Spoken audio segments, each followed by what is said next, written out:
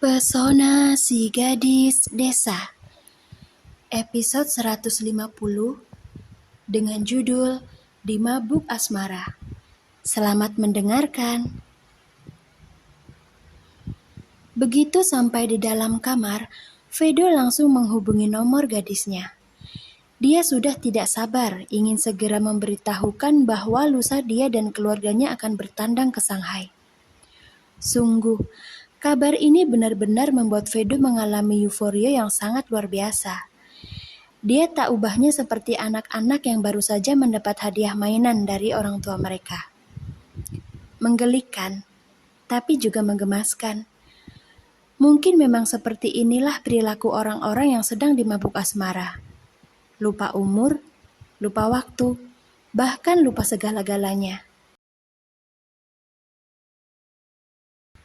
Halo Kak Vedo, kau sudah sampai di rumah?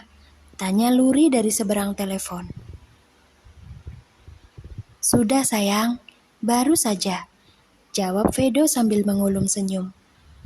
Wajahnya sampai memerah saking bahagianya dia ketika tahu ada alasan yang membuatnya bisa datang berkunjung ke Shanghai. Sebenarnya bukan hal yang sulit untuk seorang Vedo bepergian sesuka hati ke negara orang. Akan tetapi tuntutan pekerjaan di kantor membuat Vedo tak bisa banyak berkutik untuk sekarang-sekarang ini. Mau bagaimana lagi? Ini sudah menjadi tanggung jawabnya sebagai penerus yang menggantikan posisi sang ayah.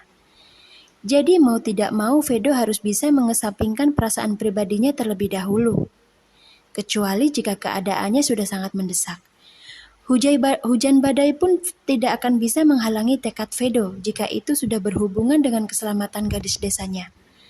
Karena sejak mengenal Luri, Vedo sudah menjadikannya sebagai prioritas utama setelah keluarganya. Sekarang kau sedang apa, Kak? Apa sudah makan malam?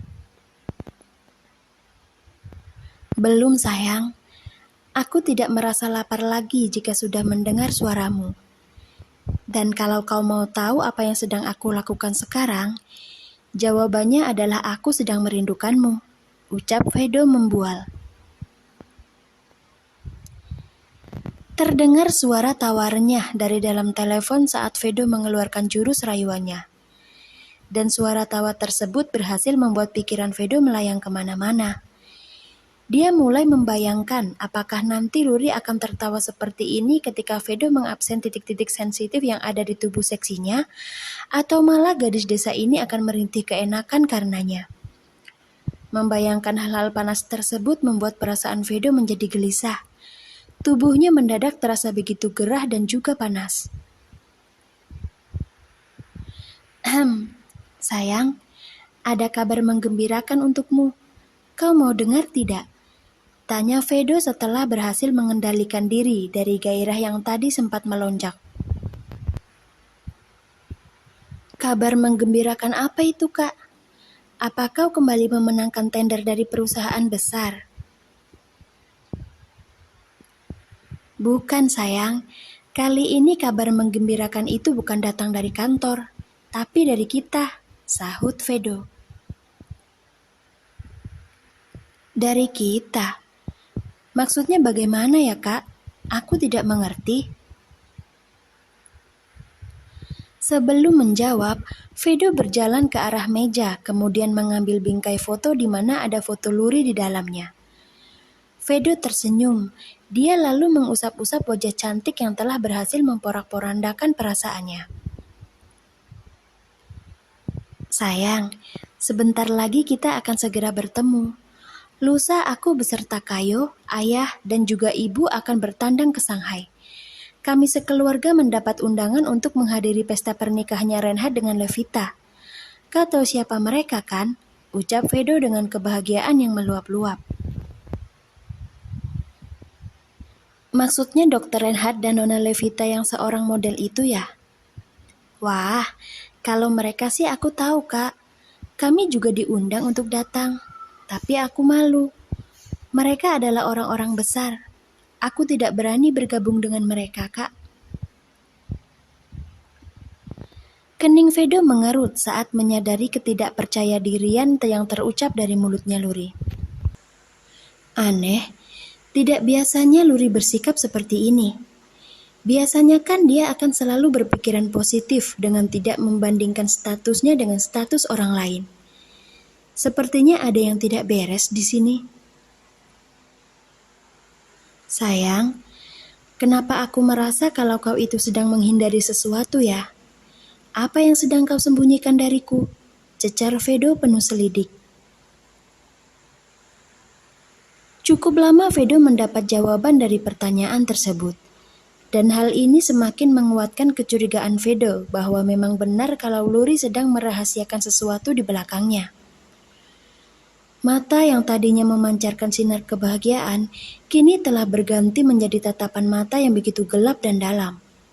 Vedo mulai membayangkan hal yang tidak-tidak, dan kecurigaan tersebut kian menguat saat Luri tak kunjung menjawab. Luri, aku tidak tahu apa yang sebenarnya sedang kau tutupi dariku. Tapi aku harap saat aku dan keluargaku datang ke Shanghai, kenyataan yang ada di sana tidak akan membuatku kecewa.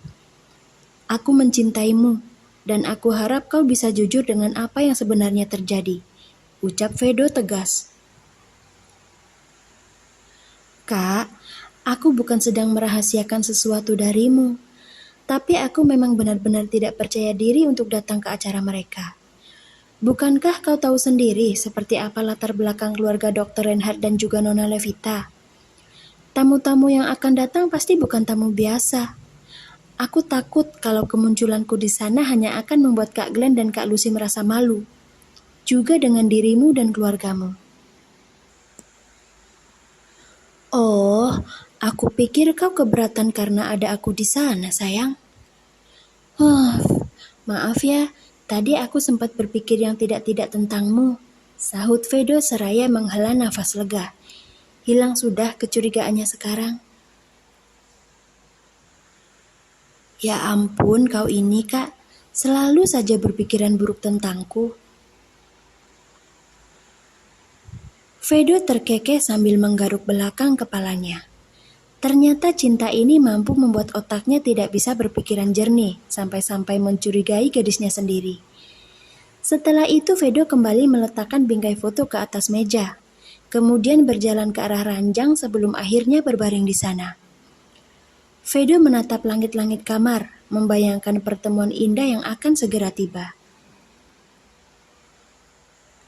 Kak Vedo, hal-hal seperti tadi menjadi salah satu alasanku ingin memantaskan diri. Setidaknya setelah nanti aku berhasil mencapai cita-citaku, aku tidak akan semalu ini saat akan membaur dengan orang-orang berkelas seperti kalian. Mungkin kau dan keluargamu tidak akan ambil pusing mengenai perbedaan ini, tapi tidak dengan orang lain. Mereka pasti akan mencari tahu siapa aku, latar belakangku, dan juga profesiku. Dan semua itu adalah fakta yang tidak bisa kita ubah. Jadi aku minta padamu, tolong beri aku sedikit waktu untuk menyesuaikan diri dengan mereka. Aku janji tidak akan lama, ya. Sayang, mau selama apapun itu, aku akan tetap menunggu. Aku bahkan tidak peduli apakah nanti kau akan berhasil dengan cita-citamu itu atau tidak. Karena bagiku, dengan memilikimu saja itu sudah lebih daripada cukup. Tapi karena kau begitu gigih ingin menjadi seseorang yang bisa membanggakan orang tua, maka aku 100% mendukungmu. Aku ada di barisan paling depan jika suatu hari nanti kau mengalami kendala dalam mengejar cita-cita itu. Jangan khawatir, ada aku bersamamu, sahut Vedo dengan sangat tulus. Andai saja Luri ada di sini, Vedo pasti akan langsung memeluknya dengan sangat erat. Rasanya benar-benar sangat berbeda ketika mengatakan hal manis seperti ini pada gadis yang kita cintai dan pada wanita yang hanya dijadikan sebagai pelampiasan saja. Sungguh, Vedo tidak bohong. Sensasinya membuat hati meledak dan serpihannya melebur mengikuti aliran darah. Sangat luar biasa. Terima kasih untuk kebaikan hatimu, Kak. Semoga saja Tuhan melancarkan segala keinginan yang kita mau. Dan semoga juga hasil akhirnya tidak mengecewakan. Benar tidak? Tentu saja itu sangat benar, sayang. Dan aku sangat yakin kalau kau pasti akan menjadi pemenangnya. Jangan patah semangat ya. Dua insan yang sedang dimabuk asmara ini terus saja saling memberi dukungan. Baik Vedo maupun Luri, keduanya sama-sama mengharapkan hasil akhir yang memuaskan. Namun, kita tidak pernah tahu apa yang akan terjadi di masa depan. Bisa saja ada aral yang melintang, bisa juga berjalan mulus tanpa ada hambatan. Karena pada dasarnya, manusia hanya bisa berencana, tapi Tuhanlah yang menentukan. Seperti sekarang ini, Vedo dan Luri bermain dengan andai-andai mereka sendiri. Berdoa dengan penuh ketulusan kalau apa yang mereka inginkan bisa terlaksana dengan mudah. Tapi sekali lagi kembali pada titik di mana ada seseorang yang jauh lebih berhak memutuskan mana yang terbaik untuk mereka berdua. Dan seseorang tersebut adalah sesuatu yang tidak bisa kita lawan, yaitu garis takdir.